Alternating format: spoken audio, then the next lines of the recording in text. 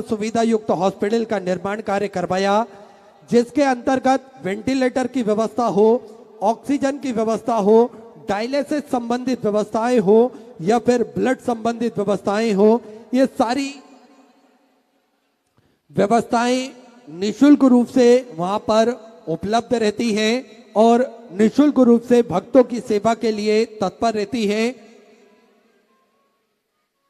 साथ में 2 एम्बुलेंस भक्तों की सुविधा के लिए 24 घंटे उपलब्ध रहती है और समय समय अनुसार निशुल्क रूप से स्वास्थ्य शिविर भी श्री विठल सेवा समिति द्वारा निशुल्क रूप से लगाए जाते हैं, ताकि के भक्त अपने स्वास्थ्य संबंधी जानकारी बड़े ही आराम से प्राप्त कर सकें और उन स्वास्थ्य जो जांचें निकलती हैं उससे वो अपने स्वास्थ्य के प्रति वो जागरूक हो सके। इसलिए स्वास्थ्य शिविर निःशुल्क रूप से लगाए जाते हैं। साथ में आप सभी को ज्ञात है गौ माता की सेवा जो कि निरंतर सुचारू रूप से चलती है। 2 और भव्य गौशालाओं का निर्माण कार्य चालू कर दिया गया है। इन गौशालाओं के साथ में एक नंदीशाला का निर्माण कार्य भी पूज्य गुरुदेव के सानिध्य में प्रारंभ कर दिया गया है, क्योंकि गोवंश बढ़ता है तो उनको रखने के लिए और पर्याप्त और घोड़ा सब लेकर चलते रोज प्रतिदिन रोज। और रोज रोज जब बासुकीनाथ के लिए जाएं तो देखा, शिव जी ने देखा कि आखिर ये रोज पकवान बनाकर कहाँ लेकर जाती है। शिव जी पीछे चले। शिव जी ने पूछा, तुम इस नाग को, सर्प को पकवान बनाकर कचौड़ी भजिया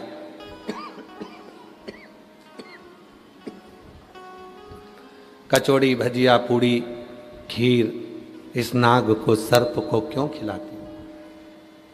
मां पार्वती जी ने कहा कि इनको खिलाने का केवल एक कारण है कि जिस समय दुख की घड़ी थी कोई नहीं आया, सारे देवता अमृत के लिए तत्पर रहे, सारे देवता अमृत में डूबे रहे, तब केवल एक यही सर्प था जो विष को भी देखकर हमारे गले में लपट गया था।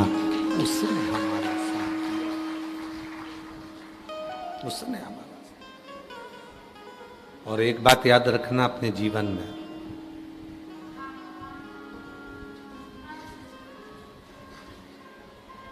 जो दुख में तुम्हारे साथ में खड़ा है उसको जिंदगी में कभी भूलना मत, कभी मत भूलो।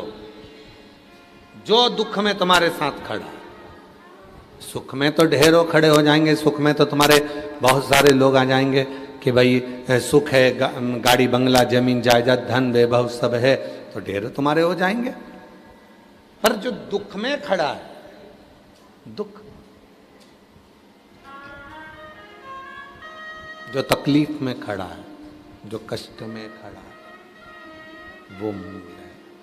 जो दुख में खड़ा है वो मूल है, जो कष्ट में खड़ा है वो मूल है। और अंत समय प्रभु आना पड़ेगा, वचन दिया तो निभाना पड़ेगा। आए ना आए प्रभु कुटुंब कबीला, अंत समय प्रभु आना पड़ेगा, वचन दिया तो निभाना पड़ेगा। अंत समय प्रभु आना पड़ेगा, वचन दिया तो निभाना पड़ेगा। जो तुम्हारे दुख में खड़ा है बस वही समझ लेना कि श्रेष्ठ है, वही श्रेष्ठ।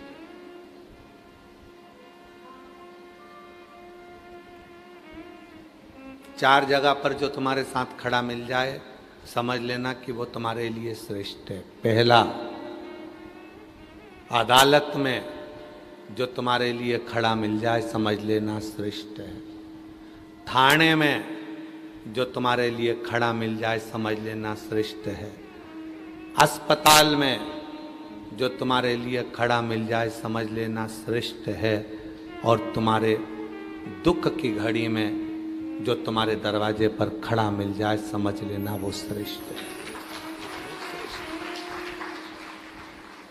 वकील साहब बैठे हैं। वकील साहब, एक बात हम कहें कि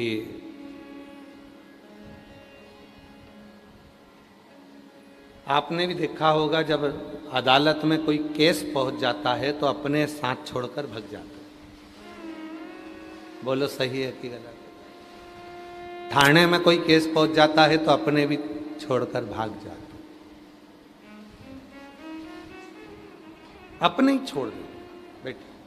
आपने देखा होगा, आप तो वकील हैं और दिल्ली जैसे कोर्ट में आप वकालत कर रहे हैं, तो जितने अपने होंगे वो सब छोड़ दें। तुम्हारी फेसबुक आईडी पर कितने लोग जुड़े हैं? अगर हम तुमसे पूछें तो कोई कहेगा 4000, कोई कहेगा 5000, कोई कहेगा 8000, इतने लोग जुड़े हुए हैं। तुम्हारे मोबाइल में व्हाट्सएप के कितने ग्रुप हैं? तो कोई कहेगा हमारे पास 10 ग्रुप हैं, कोई कहेगा हमारे पास 25 ग्रुप हैं, कोई कहेगा हमारे पास 24 ग्रुप हैं। पर सत्य बताना, थोड़ा सा बीमार पड़े, हॉस्पिटल में भर्ती हुए, जो 4000 तुम्हारे फेसबुक पर तुम्हारे दोस्त बने हुए हैं, उस 4000 में से कितने हॉस्पिटल में आके खड़े? जितने ग्रुप बनाए रखे हैं तुमने व्हाट्सएप पर, उन ग्रुप में से कितने लोग तुम्हारे हॉस्पिटल में आकर खड़े हुए? कोई नहीं। हॉस्पिटल में कौन खड़ा है? तुम्हारी धर्म पत्नी। हॉस्पिटल में कौन खड़ा है? तुम्हारा पति। हॉस्पिटल में कौन खड़ा है? तुम्हारे बेटा बेटी। हॉस्पिटल में कौन खड़ा है? तुम्हारा भाई, तुम्हारी बहन। बाकी के जितने तुमने व्हाट्सएप पे जोड़े हैं वो कोई हॉस्पिटल में खड़ा नहीं मिलेगा। हाँ, आखिरी में जब तुम निपट जाओगे तो वो व्हाट्सएप पे डालेंगे जरूर ओम शांति।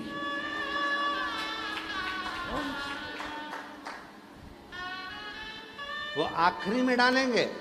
क्या डालेंगे? बोलो बोलो बोलो, जम के बोलो, ओम शांति। निपट गया।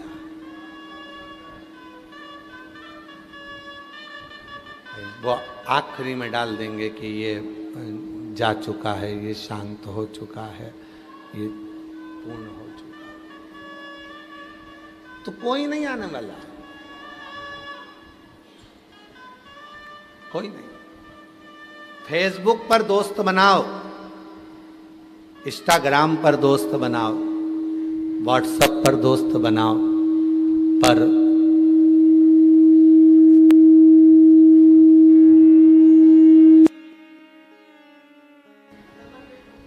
उन सब दोस्तों से ज्यादा जरूरी है विश्वनाथ जी को अपना मित्र बना लेना। विश्वनाथ जी को विश्वनाथ जी को अपना बना। और मैंने सारे सहारे छोड़ दिए, बस तेरा सहारा काफी है।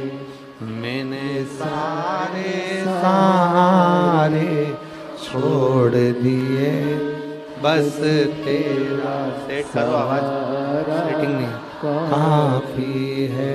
मैंने सारे दवारे छोड़ दिए, बस तेरा दवारा काफी है।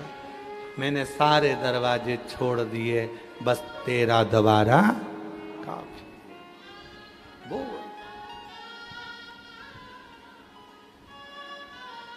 कई लोग कहते हैं गुरुजी हमारे ऊपर, हमारे घर का बहुत बोझ है, मैं घर का अकेला व्यक्ति हूँ, बहुत वजन है मेरे ऊपर, बहुत बोझ है।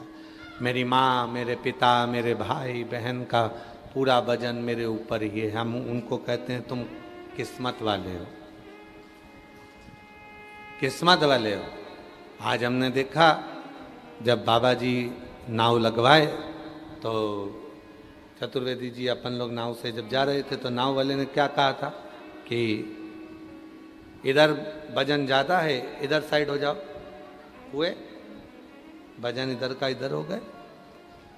फिर हमने देखा कि एक नाव खाली भी थी और जो नाव खाली थी वो कहीं इधर जा रही थी, कहीं उधर जा रही थी, कहीं इधर जा रही थी। जिस पे वजन था वो एकदम अपने रास्ते पर जा रही थी। अब कई लोग कहते हैं गुरुजी भगवान ना जाने सारा वजन मुझ पे डाल दिया, माता पिता का, भाई बहन का सारा वजन मेरे ऊपर है। हम कहते हैं तुम किस्मत वाले हो, जिसके मस्तक पर वजन होता है, बोझ होता है, वो कभी अपनी दिशा से भटकता नहीं है, वो अपनी दिशा पर चलता है। वो अपनी दिशा पर चल रहा है, वो दिशा से भटकता है। बेटी कहती है मेरे मायके का मेरे पास बोझ है। मैं कहता हूं बेटी तुम साधुवाद के पात्र। बहुएं कहती हैं मेरे पास मेरे सास ससुर का बोझ है। हम कहते हैं तुम किस्मत वाली हो जो तुम्हारे ऊपर बोझ है, तुम दिशा से भटकोगी नहीं, तुम कभी भटकने वाले में से नहीं।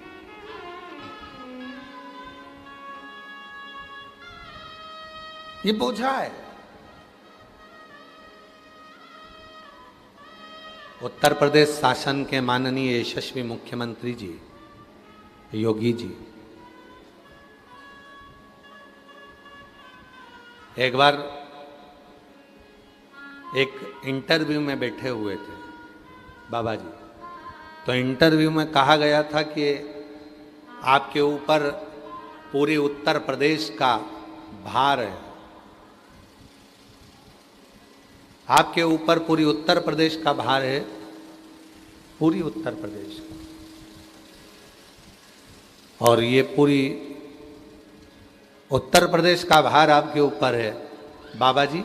तो उत्तर प्रदेश शासन के यशस्वी मुख्यमंत्री जी योगी जी ने कहा था कि ये भार है, मैं नहीं मानता। भार उसको माना जाता है जो बोझ लग रहा। ये उत्तर प्रदेश के रहने वाले जितने भी मेरे उत्तर प्रदेश वासी हैं, ये मेरे लिए बोझ नहीं है, ये मेरे लिए मेरे दिल का निवास करने वाले मेरे अपने। बोझ नहीं, इनको बोझ नहीं कहेंगे। भार आता है तो लक्ष्य निश्चित हो जाता है। भार इसीलिए शायद भगवान देवादिदेव महादेव भगवान शंकर अपने लक्ष्य से कभी हटे नहीं है, भगवान शिव अपने लक्ष्य से कभी हटे नहीं। क्यों? क्योंकि सारे देवता देव कहलाते हैं और मेरा देव अधिदेव महादेव कहलाता। वो महादेव बोझ भजन है, सारे देवताओं का भजन, सारे देवताओं का भजन उसके ऊपर है। सारे देवताओं का भजन मेरे महादेव पर है। राम जी महाराज ने जितने यज्ञ करे हैं, भगवान कृष्ण ने जितने यज्ञ करे हैं, देवताओं ने जितने यज्ञ करे हैं, उन सभी यज्ञों का पुण्य फल मेरे शिव ही देते हैं। शिव ये हल्का नहीं है। एक कथा शिव महापुराण में श्रवण करने को आती है महिषासुर के बेटे की।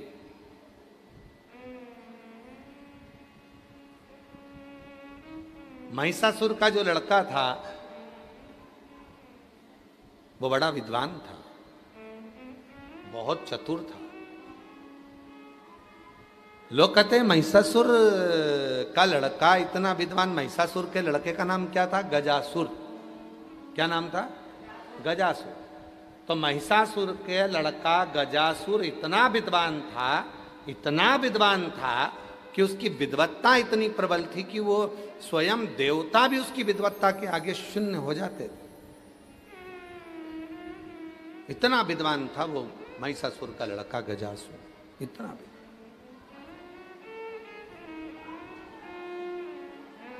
शंभु शरणे पड़ी मांगू घड़ी रे घड़ी।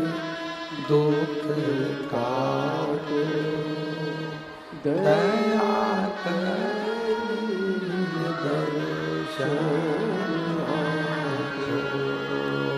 शंभु शरण पड़ी मांगो घड़ी रे घड़ी दुख काटो दया करी दर्शन हो शंभु शरण पड़ी मांगो घड़ी रे घड़ी दुख काटो दया करी दर्शन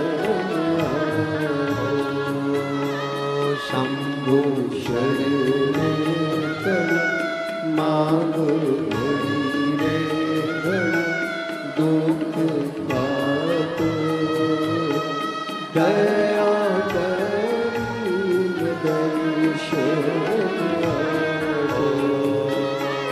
शंभु शरण पड़ी मांगो घड़ी रे दुख काटो दया करी दर्शन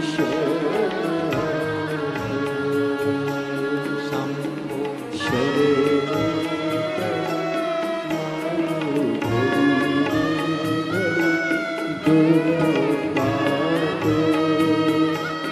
दया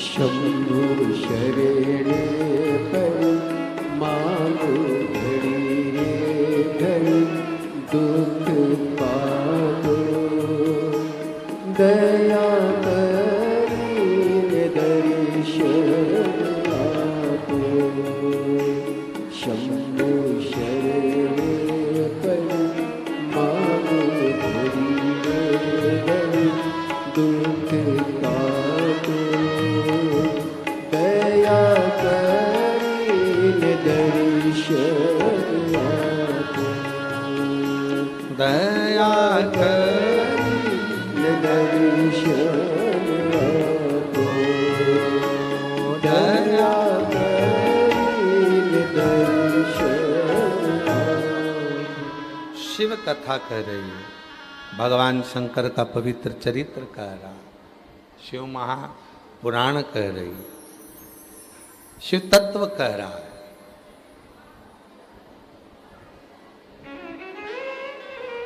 शास्त्र कह रहा, तारकासुर का बेटा गजासुर, तारकासुर का बेटा गजासुर। अब असुर की कथा आती है तो थोड़ी बहुत तो अड़चन आती है।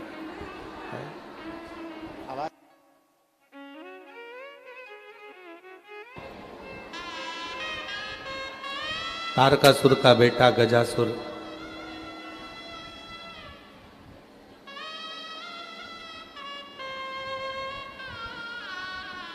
बड़ा विद्वान था, उसकी विद्वत्ता बड़ी प्रबल थी और बहुत विद्वान, बहुत विद्वान।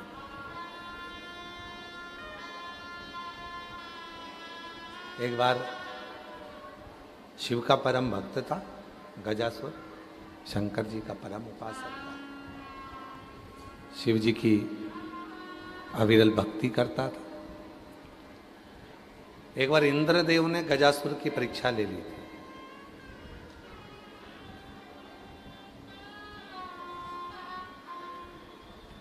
एक बार इंद्रदेव ने गजासुर की परीक्षा ले ली। क्या परीक्षा ली?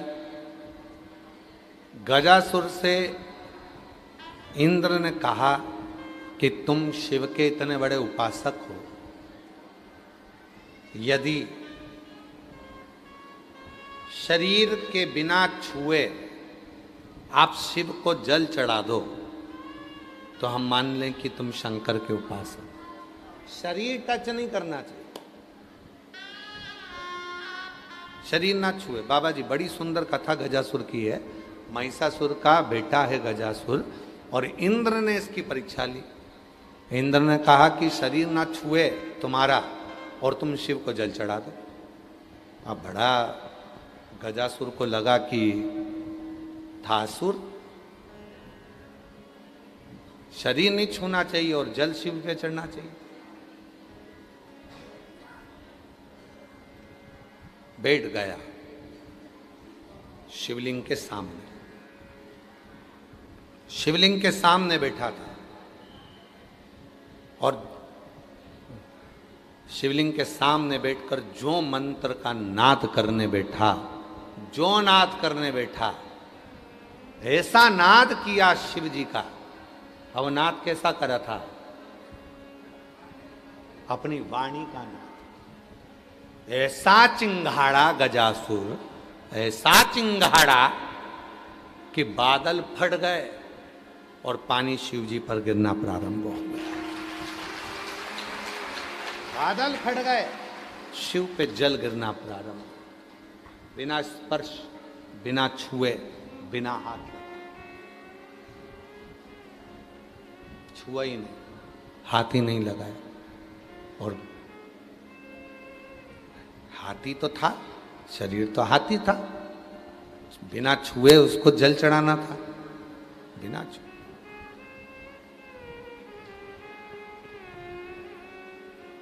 चिंगाड़ पड़ा। 6 सूत्र हैं शिव जी को रिझाने के। उन 6 सूत्र में एक सूत्र ये भी है, शिव जी के सामने जाकर अटपटी भाषा में शिव जी को रिझाना। बाबा जी विश्वनाथ जी के दर्शन करने के लिए कई बंगाली आते होंगे तो ऐसे मुंह में उंगली लेकर जीवान को ऊपर नीचे करते हैं।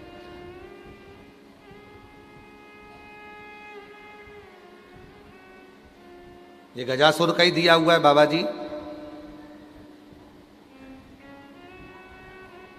गजासुर के पास में जब डमरू नहीं था शिव को रिझाने के लिए, तो केवल गजासुर ही ऐसा था जिसने गाल को डमरू बजाकर भगवान को रिझाया था। और आज भी सनातन धर्म में शिव को रिझाने की एक प्रथा है। जब व्यक्ति को लगता है कि मैं उलझन में फंस गया और मुझे कोई रास्ता नहीं मिल रहा, तो वो गाल का डमरू बनाता है। आप लोगों ने गाल का डमरू बनाकर कई बार पूजन करी होगी शिव जी को।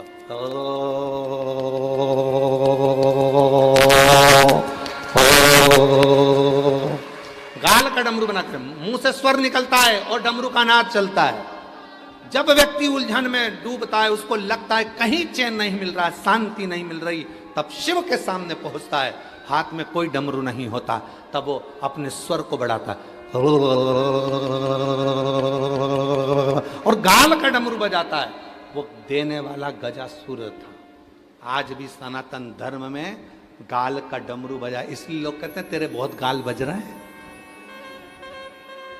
गाल बजने का मतलब क्या है? बहुत आराम से, आनंद से, ऐसे खुशियों में रह रहा है, तेरे बहुत गाल बज रहे हैं। आजकल खूब घूम रहा है गाड़ी में, तेरे बहुत गाल बज रहे हैं। खूब आनंद कर रहा है, खूब चकाचक खा रहा है, तेरे खूब गाल बज रहे हैं। गाल का डमरू किसने दिया? गजा।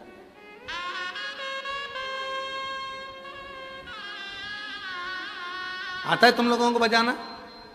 अरे बोलो तो जम के, चलो बजाओ, चालू हो जाओ।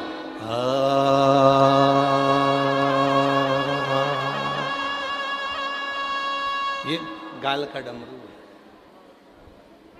विश्वनाथ जी की धरा से सीख के जाना। जरूरी नहीं है कि हाथ में डमरू होगा तो ही शिव रिझेगा।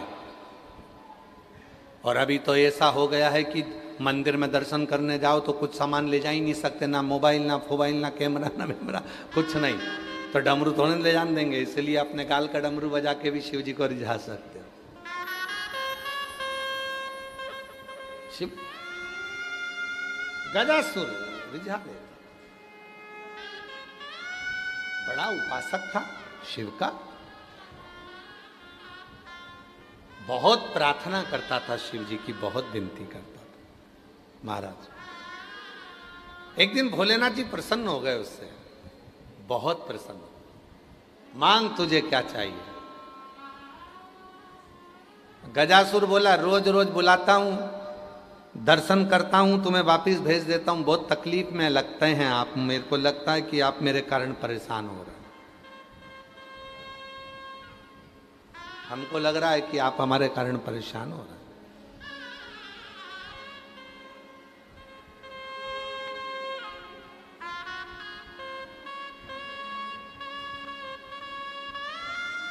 इसीलिए बाबा जी ऑनलाइन कथा हम थोड़ी कम दे पाते हैं, क्योंकि हम जो नज़ारा देख रहे हैं ना, तो हमको मालूम है कि प्रशासन भी परेशान होती है, आयोजक भी परेशान होते हैं, समिति भी परेशान होती है, और हमारे बाबा जी भी परेशान होते हैं। क्योंकि अब क्या होता है कि कोई का पहचान वाला आया, उसने थोड़ा सा दरवाज़ा खोला, उतनी देर में तो सब तैयारी में बैठी थी। अब उसके पहचान वाला अंदर आ रहा था, उतनी देर में दरवाजा पूरा खुल गया, सब अंदर आ गए। एक प्रहलाद के चक्कर में पूरा कुल तर गया। इसीलिए थोड़ा ऑनलाइन कथा देने के लिए थोड़ा सोचना पड़ता है, विचार करना पड़ता है। और बाबा जी तो रोज यहाँ से प्रार्थना कर रहे हैं आप लोगों से कि घर पर बैठकर सुनो, ऑनलाइन सुनो, घर पर सुनो, घर पर सुनो।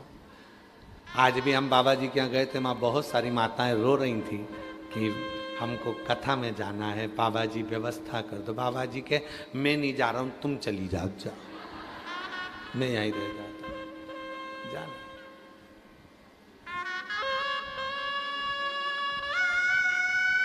पर वास्तवता है बाबा जी, मैं सतुबा बाबा जी आपसे कहूँ और पूरी टीम से कहूँ कि वास्तवता है, भले वाराणसी में रहते हैं पर शिव की कथा के प्यासे हैं। शिव की भगवान शंकर की कथा के प्यासे। और तुम चिंता मत करो, हम बाबा जी को छोड़ने वाले नहीं हैं, सतुबा बाबा जी को और पूरी टीम को भी नहीं छोड़ेंगे। तुम्हें जल्दी से जल्दी एक बार, अभी तो ऑनलाइन आए हैं, एक बार ऑफलाइन आते हैं।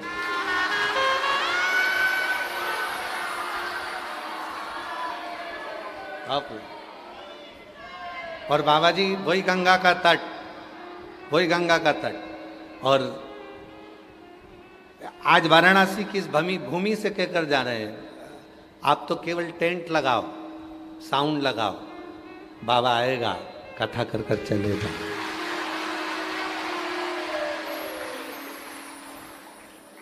कुछ नहीं देखना आपको, आस्था अवस्था ये वो सब बाबा देखेगा। आप तो केवल इन भक्तों की व्यवस्था करो, इनको पवाओ, इनको बिठाओ, सुलाओ, आनंद से कथा सुनो। बहुत प्यास है। और तुझसे मिलने के लिए तेरी कसम, तुझसे मिलने के लिए तेरी कसम, एक मुलाकात जरूरी है सनम, एक मुलाकात जरूरी है सनम। अब नवंबर का तो अपन पहले देखेंगे महीना में हम कहाँ कहाँ हैं, तो जो भी समय होगा उसको सूचित करें सबके लिए, सब। और जितने आस्था चैनल पर कथा सुन रहे हैं,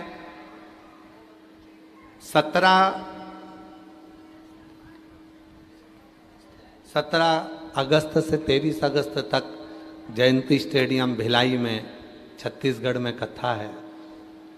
6 महीने से हम छत्तीसगढ़ को कथा नहीं दे पाए थे, क्योंकि बाहर कथाएं बहुत थी। इसे अब हमको लगता है छत्तीसगढ़ के भी बहुत सारे प्यासे मेरे डमरू वाले के बैठे होंगे जो कथा सुनने के लिए। हृदय से कथा को सुनो, चाहे तुम अंदर बैठे हो, बाहर बैठे हो, कहीं पर भी बैठे हो, अपने घर पर भी बैठे हो, और अगर पंडाल में भी कहीं बाहर बैठे हो, जितना लाभ इन 9 रत्नों को जजमान को मिल रहा है कथा का, उससे 1000 गुना लाभ आप सबको कथा सुनने का मिलेगा। आप जहां बैठे आप तो केवल श्रवण करो, उसको दिल से अपने अंदर उतारो। मेरा भोले बाबा कुबरेश्वर बाबा की ये शिव पुराण को हमने देखा है, जो आकर बैठता है वो खाली नहीं जाता है। 3 महीने में मेरा भोला भंडारी भंडार जरूर बनता है, तो खाली नहीं। गजासुर शिव जी से कहते हैं कि तुम मेरे कारण परेशान हो गए, मैं हर कभी बुलाता हूं तुम्हें आना पड़ता है, क्योंकि तुमसे वर मांगा है मैंने। भगवान शिव ने वचन दिया था गजासुर को कि तू बुलाएगा मैं आऊंगा। परेशान हो गए। अब मैं ये परेशानी बहुत नहीं देख सकता आपकी। गजासुर कहता है अब मैं ये तुम्हें परेशान होता हुआ नहीं देख सकता, तो क्या करूं? क्या करूं? हम तुम्हें परेशान होता हुआ नहीं देख सकते, तो फिर करें क्या?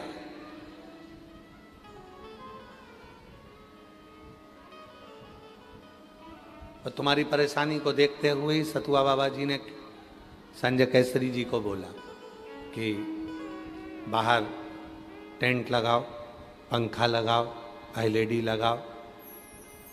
और संजय केसरी जी ने आज, केसरी जी हम आपको साधुता देते हैं, आपके माता पिता भी आज खुश हो रहे होंगे कि ये शिव भक्तों के लिए आपने जो व्यवस्था बाहर करी, उसके लिए एक बार जोरदार ताली बजाएं। साधु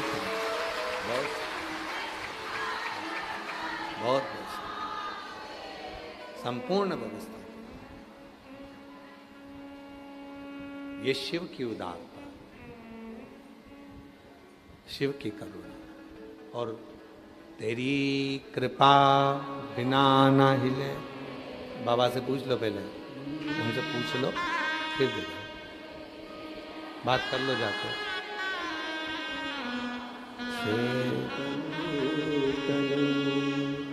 बखान क्या करूं, राखों के ढेर को चपटी भभूत में खजाना कुबेर को। हे गंगा मुक्ति ओंकार तू, भोले ओंकार तू, आयो शरण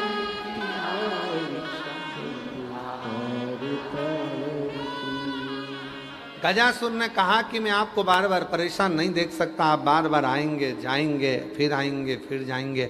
इसलिए शंकर भगवान से गजासुर आज बोलता है मैं ये पूरा लफड़ा ही मिटा दूं, एक काम करो। शिव जी ने पूछा क्या? आज मुझे बार बार आना जाना अच्छा नहीं लगता, एक काम करो, आप तो मेरे पेट में आके बैठ जाओ। शिवजी ने कहा कि गजासुर क्या बोल रहा है? भगवान शंकर बोले मेरा आना जाना चलेगा, मैं तेरे पेट में नहीं बैठ सकता। नहीं नहीं, तुम मेरे पेट में बैठो। क्या बार बार आना जाना करते हो? पेट के अंदर बैठ जाओ, पेट के अंदर बैठो, बैठो पेट के अंदर। ओघड़दानी शंभु त्रिकालदर्शी, जरा देखिएगा गजासुर ने जो गाल का डमरू बजाया, शिव इतने प्रसन्न हो गए। उसके मुख से प्रवेश कर कर वो आवाज निकाल रहा था, जो आवाज निकल रही थी उस स्वर में मेरा भोले बाबा प्रवेश कर गया और उसके पेट में जाकर गजासुर के बैठ गया। मेरा शिव गजासुर के पेट में,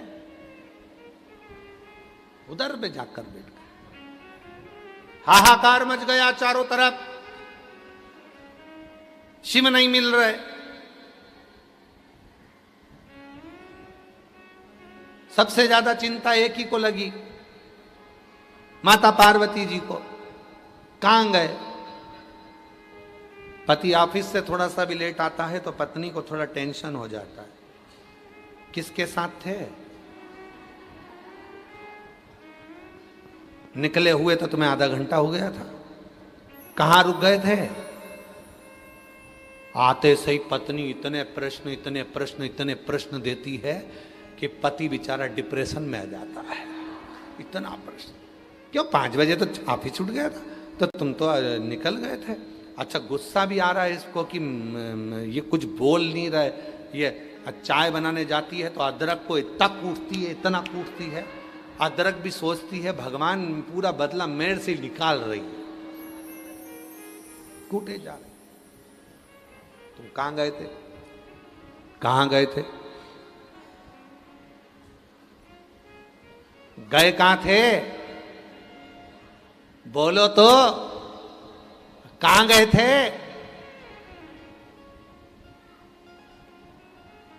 मोबाइल चला रहे, बोल नहीं रहे, कहां गए थे? मसान, जा, शमशान गया था। तो पत्नी बोली मुझे रोने गए थे। तुझे नहीं, तेरे पिताजी। अब तो और जो इतना बोलना हुआ और जो विवाद छिड़ा, जो विवाद, और विवाद पूरा खत्म नहीं होता। घर में एक छोटा सा बच्चा होता है जो मंदिर का घंटा होता है। इधर से माँ भगाती है, उधर से पिताजी भगाते हैं। 2 इधर से माँ धरती है, पिताजी 2 धरते हैं। बेचारा माथे पर हाथ रख के बैठ जाता है, मैं तुम दोनों के बीच में नहीं बोलूं तो कौन? गजासुर से कौन बिगाड़ा? गजासुर। पेट के अंदर माँ ढूंढ रही है, पार्वती मैया, जगत जननी जगदम्बा अम्बा पार्वती माता ढूंढ रही। और पार्वती माता ने ढूंढा, शिव नहीं मिले, मिलते ही।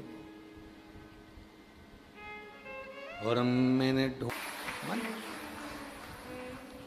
मैंने ढूंढा देश तमाम, कहाँ मिलेगा, कहाँ मिलेगा, कहाँ मिलेगा, कहाँ मिलेगा, कहाँ मिलेगा, कहाँ मिलेगा। मैंने ढूंढा देश तमाम, भोला कहाँ मिलेगा। ओ मैंने ढूंढा देश तमाम, भोला कहाँ मिलेगा। मिल नहीं रहा। पार्वती जी को शिव जी मिले नहीं। माता पार्वती जी ढूंढ ढूंढ के थक गई, बहुत थक गई माता पार्वती जी। ब्रह्मा जी के पास गई, इंद्र के पास गई, गरुण के पास, वरुण के पास, नाग, गंधर्व, अप्सरा, किन्नर, सबके पास गई, सबके पास।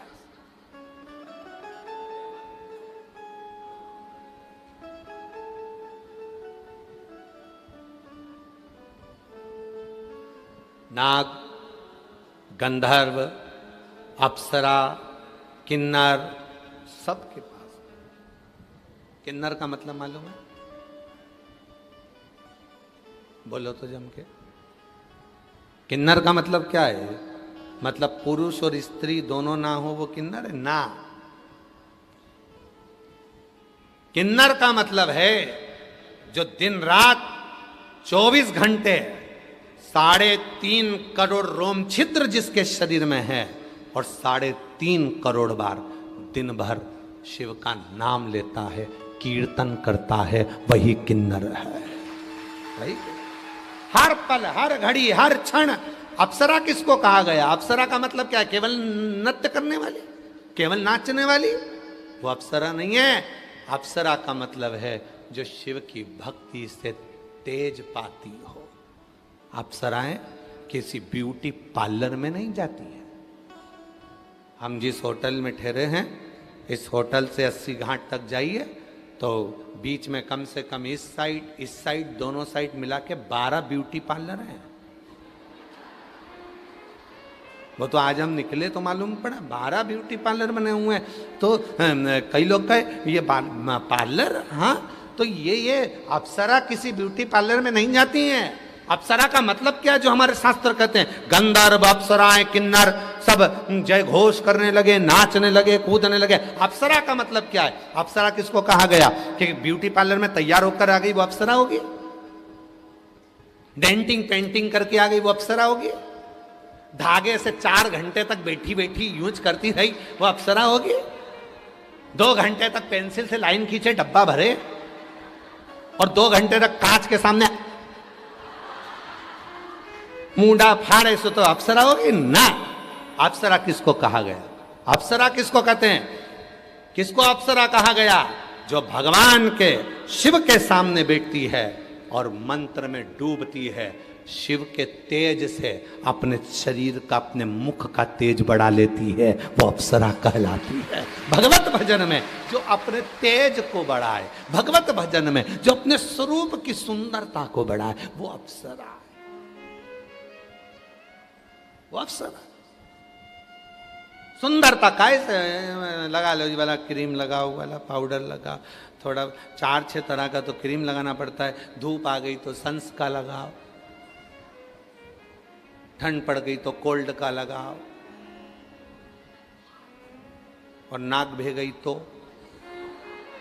अब का लगाओ। ये चमक, ये दमक, फुलवन में महक, सब कुछ सरकार तुम ही से है। सुंदरता परमात्मा की भक्ति से मिलती है।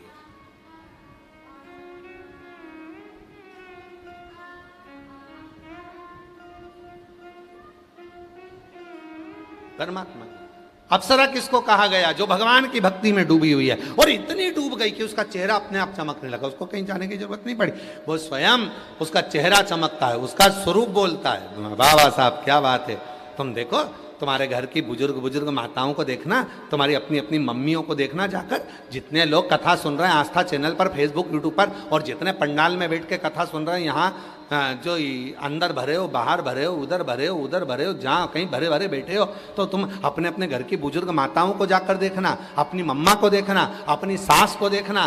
बहू को तैयार होने में करवा चौथ, हरतालिका तीज, छठ पे टाइम लगता है। सास 2 मिनट में पटला पटली ले लुआ के और पेन पुना के और तैयार होके और थूकी निकाल के लगा लघु के और सास बिंदी मिंदी लगा के, और जो बाहर आती है तो बहू की आधी जान जल जाती है। डुकरिया कितनी लग रही, ओल्ड इज गोल्ड, इतनी सुंदर।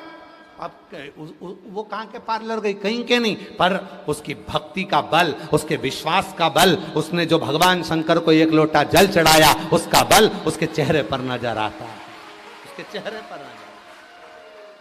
अप्सरा वो नहीं है जो नृत्य करे। अप्सरा का मतलब है जो भगवान शंकर के सम्मुख में बैठकर, राम के सम्मुख में बैठकर, कृष्ण के सम्मुख में बैठकर, भगवान के सम्मुख में बैठकर, नारायण के सम्मुख में बैठकर भजन कर, वो अप्सरा, वो अप्सरा।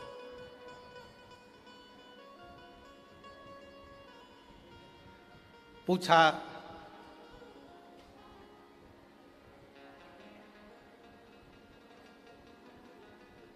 पार्वती जी ने पूछा, बाकी सी लटक गई, नैनों में अटक गई, कब तुम दरस दिखाओगा। पार्वती जी की आंख में आंसू बह रहे हैं। शिव मुझे दिख नहीं रहा है, बहुत दिन हो गए मेरा शंकर नहीं दिखा। बाकी सी लटक गई, नैनों में अटक गई, कब तुम तरस दिखाओगे।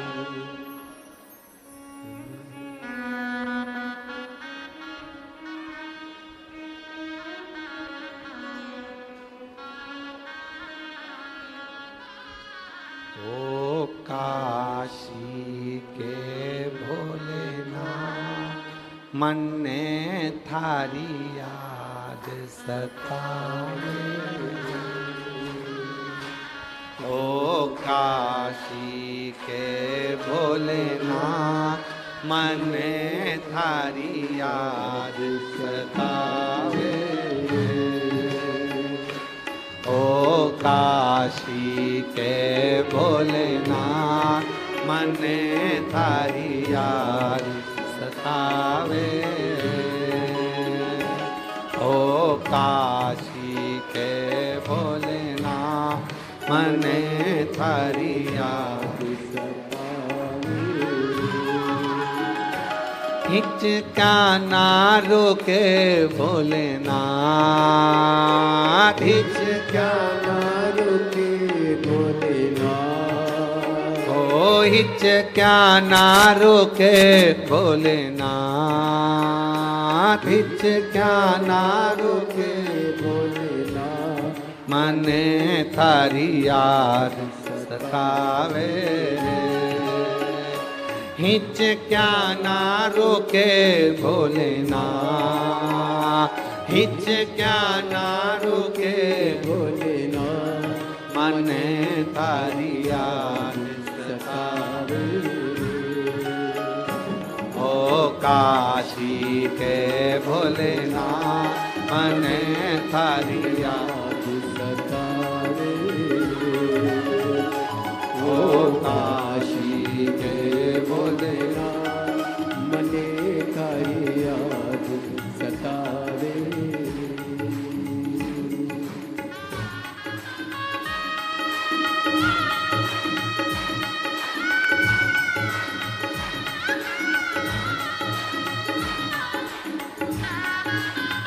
शंभो।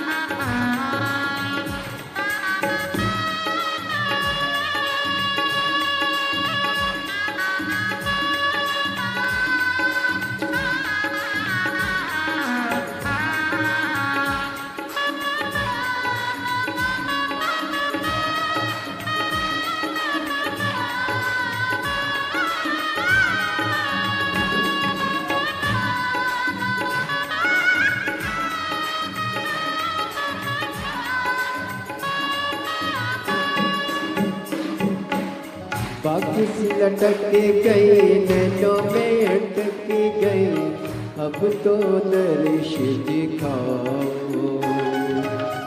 निसी लटक गई नैनों में अटक गई, कब तुम दर्श दिखाओगे।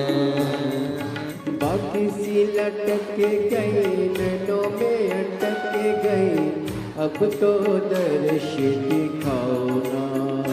हिचका ना रुके भोलेनाथ मने थारी याद सतावे। भोलेनाथ मने थारी याद सतावे। ओ काशी के भोलेनाथ मने थारी याद सतावे। ओ काशी के भोलेनाथ मने थारी याद सतावे। बड़े भाव से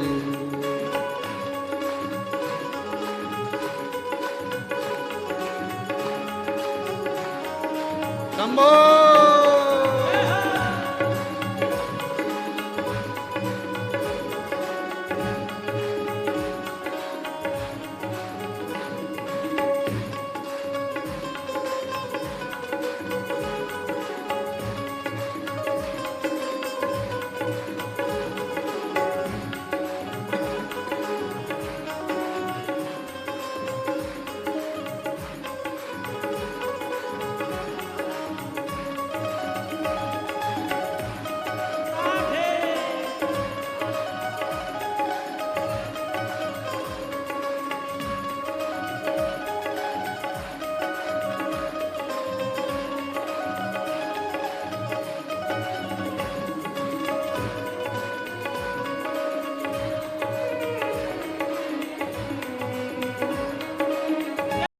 श्री शिवाय नमस्तुभ्यम सभी लोगों को।